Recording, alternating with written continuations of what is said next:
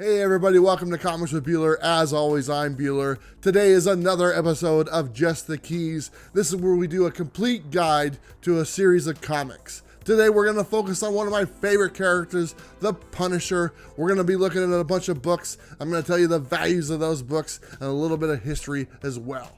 If you're new to the channel, please feel free to subscribe right now. It'd be much appreciated. And also check out our other complete guide to comics series that we've done before. We've done one on characters such as Wolverine, Spider-Man, and also the X-Men. But for today, we're going to be talking about the Punisher. And who doesn't love the Punisher? And if you're only familiar with the Punisher from the Netflix series, you're definitely missing out. Let's go ahead and take a look at a little bit of history about the Punisher before we get started. The Punisher came to light in 1974 in his very first appearance, which was Amazing Spider-Man number 129. He was created by three people: artist John Romita Sr. and artist Russ Andrew. And let's not forget the writer, who is mainly responsible for the character known as the Punisher. This is Jerry Conway himself. And if you'd like to know more about Jerry Conway, I had the pleasure to sit down with him last year and do an interview and talk about the Punisher and a bunch of other characters that he created. If you want to go ahead and watch that, there'll be a link popping up right here, and I'll also post it at the end of this video. So after Amazing Spider-Man number 129, the Punisher also made more appearances in Spider-Man, also in Captain America and Daredevil, to name a few. And then in 1986, the Punisher then got his very own limited series. These are some of the best books out there, and honestly, some of the best covers out there from artist Mike Zeck. A little known fact about this series: it was always intended to be 5 issues. A printing error on the covers of the books have it limited to 4 issues. They never corrected it, and why bother? Because we got one extra book we weren't expecting. And one other book that we need to mention before we get going into his first ongoing series was the Punisher magazines. These were great. They were black and white, obviously magazine size, and they were a little bit more violent than the regular comics. I love these books. Every now and then I see them, I always try to pick them up. Now that we got a little bit of the history out of the way for the Punisher, let's go ahead and jump into his first ongoing series. This series came out in 1987 and ran until 1995. We're going to go ahead and go through this whole series, and I'm going to point out the keys that are in the run. Let's not waste any more time. Let's go ahead and jump on to issue number 1 of the ongoing series. This one was initially brought to you by the writer of Mike Barron, and when this book hit the comic shop, it flew off the shelves. Right now, going prices for this book, a CGC right now at a 9.8, recently sold for $160. If we look at a raw copy on eBay right now, recently one sold for $30. And if you look at the Overstreet price guide, the most recent version has it listed at $40. Right now, you can purchase this copy for about 25% less what Overstreet has it listed. And honestly, I think you could probably get it for less than that. Great book. If you can find it, let's say for around 20 bucks, I think you should pull the trigger. Let's go ahead and jump on up to issue number 4. This is the first appearance of a major character in the Punisher universe. You might be familiar with this character again from the Netflix series because he was featured very heavy in season 1. This is the first appearance of Microchip. This book right now is selling for around $8 on eBay, and if you look it up in the Overstreet, it only has a price tag of about $6. I've always liked the Microchip character, and I think this book is reasonably priced. Now we're going to move up 6 issues to number 10, and this one is just a classic. This is the battle between the Punisher and the Daredevil. I love this book. The action in it is great. The art in it is great, and honestly, it's one of my favorite covers. This one currently is selling on eBay for around $13, which is a bargain because considering Overstreet has a listing of $22.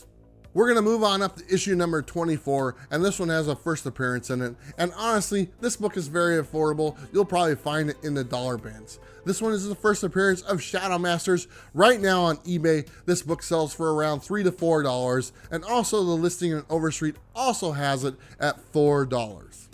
Now, unfortunately, there's not a ton of keys in this series, so we're jumping up over 70 books to issue number 97. This one is the first appearance of Carlos Cruz. Carlos Cruz was recruited by Microchip to replace the Punisher. This one right now is selling on eBay for around $8, and the Overstreet has a listing on this one at $3. Now around this time, the Punisher's popularity started to fade and the print runs on the next few books is very low, and that's really the main reason you might want to be on the lookout for these ones. The next one is issue 101. Like I said, a very low print run. eBay has this listed at $5 and Overstreet has a listing at $3. These are probably books every now and then that you'll be able to find in those dollar bins. Next one is issue number 102. And honestly, this is another one of my favorite covers from the Punisher line. This is the famous Bullseye cover. You might be familiar with Bullseye from that wonderful Daredevil movie that Ben Affleck was in. Yeah, I said it, and I don't regret it. Right now, a 9.8 CGC copy of this book sold for over $150. Raw copies of this book on eBay sell for around $45. Overstreet is way out of touch on this one. They have it listed at still $3. If you could get it for the Overstreet price, I'd say go ahead and go for it. More low print goodness. This is issue number 103. Be on the lookout for this book.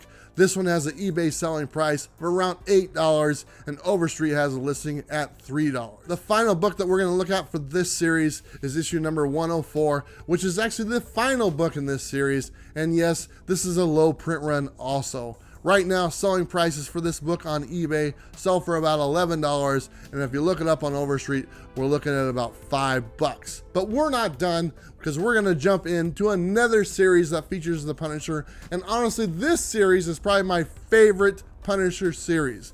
This is Punisher War Journal, which came out in about 1.5 years after this original Punisher run, and it features some of the best art and stories that I've really enjoyed from the Punisher. So let's go ahead and jump into this 1988 goodness right here. This is Punisher War Journal number 1. This is the retelling of the origin story of the Punisher. This one right now sold on eBay for around $8. Overstreet has a listing of $15. And remember what I said about the artwork and stories? These next two books are exactly what I was talking about. This is issue number 6. This is the first battle between the Punisher and Wolverine, and these are drawn by none other than Jim Lee. These have great covers and great stories. This book is very affordable, and I always buy it because I always find it in those dollar bins. Right now on eBay, this book sells for around $4, and on Overstreet also has a listing of $4. Next one is number 7, continuing the story, but now the Punisher and Wolverine had teamed up. Doesn't get much better than that. This one also is selling on eBay for $4 and on Overstreet $4 as well. Both of these books, like I said, Jim Lee art, looks fantastic. One of the best stories for the Punisher. You should definitely pick these up. We're going to jump up over 40 books to issue number 50. And the reason why, because this has the preview of Punisher 2099, which I guess could be considered the first appearance. This one sells on eBay for around $3 and Overstreet has it listed at $4. Honestly, this is a dollar bin book every day of the week. Jumping up to issue 74, this one we have Lynn Michaels becoming a version of the Punisher. This book is also low print because, like I said on the other series, this is about the time when the Punisher fell out of favor with most comic book fans. This one is selling on eBay for around $9 and Overstreet has a listing of $3. Number 75 is the next one on our list, a very low print run, and this one might look familiar because this is a throwback to one of the books from the limited series as far as the cover goes. This one on eBay is selling for around $8 and Overstreet has a listing of $4. The next one on our list is very sad. It's issue number 79, and unfortunately I have to tell you, it's the death of Microchip. We talked about him earlier, and he was an essential part of the Punisher universe, but unfortunately on this issue, he met his demise. This one right now you can find on eBay for around $10, and Overstreet has a listing of $3. Very last book on our list, because it's the last book in the series, is number 80, another low print book. It's the last one in the series, like I said. You can find it on eBay for around $9, and Overstreet has a listing of $3. Okay guys, so that is a complete guide to those two series for the Punisher. Obviously the Punisher has gone on and done many more series since then, and those are a lot of fun as well. I want to say thank you so much for taking the time to watch this video. If you enjoyed it, please leave a comment down below and also give it a thumbs up. We'll be making more of these complete guide to comics videos very soon. If there's a certain character you'd like to see, please let me know in the comments down below. Appreciate your time once again. Don't forget to like, subscribe. You guys know what to do. I will see you next time. Bye.